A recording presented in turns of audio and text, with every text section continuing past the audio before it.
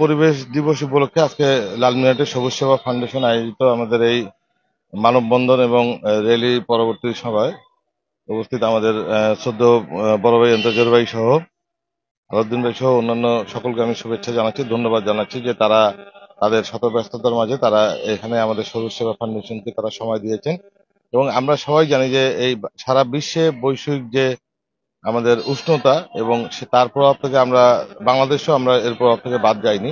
এই জলবায়ু পরিবর্তনের কারণে কিন্তু আমরা ব্যাপকভাবে ক্ষতিগ্রস্ত এবং আমরা নিজেরাও ফিল করছি আমাদের নিজেদের অঞ্চলেও যে পরিমাণ এখন তীব্র গরম এবং রোদের তাপ, এটা কিন্তু ইতিপূর্বে আমরা কখনো দেখিনি। এবং আমরা দেখছি যে আমাদের যে বিভিন্ন সিজনগুলি রয়েছে, এগুলো এগুলোরও কিন্তু একটা পরিবর্তন হয়েছে যে যখন বৃষ্টি হওয়ার কথা বর্ষাকালে তখন বৃষ্টি হচ্ছে না, আবার পরবর্তীতে হঠাৎ করে অতিমাত্রায় বৃষ্টি হচ্ছে। এটাও কিন্তু একটা জলবায়ু পরিবর্তনের কিন্তু একটা প্রভাব। এর কারণে আমাদের কৃষি থেকে শুরু করে বিভিন্ন জায়গায় কিন্তু আমরা সমস্যার সম্মুখীন হচ্ছে এবং সারা বিশ্ব এখন কিন্তু এই বিষয়টা নিয়ে খুবই তারা কিন্তু কনসার্ন যে কিভাবে আমরা এখান থেকে উত্তরণের পথ আমরা বের করতে পারি। এবং আমরা সবাই জানি যে আমাদের সবচেয়ে বড় জিনিস যেটা, সেটা হচ্ছে আমাদের বৃক্ষ।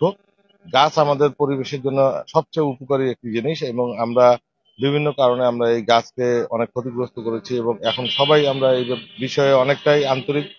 আমরা এই গাছ বৃক্ষরোপণ করছি এবং এই বৃক্ষকে আমরা পরিচর্যা করছি যেন এই বৃক্ষগুলি যেন টেকসই হয় এবং আমাদের ভবিষ্যতে যেন আমাদের এই পরিবেশের জন্য তারা যেন আমাদের উপকারী হতে পারে। এবং আমরা জানি যে এটা আসলে অল্প সময়ের মধ্যে এটার পরিবর্তন করা কিন্তু সম্ভব না।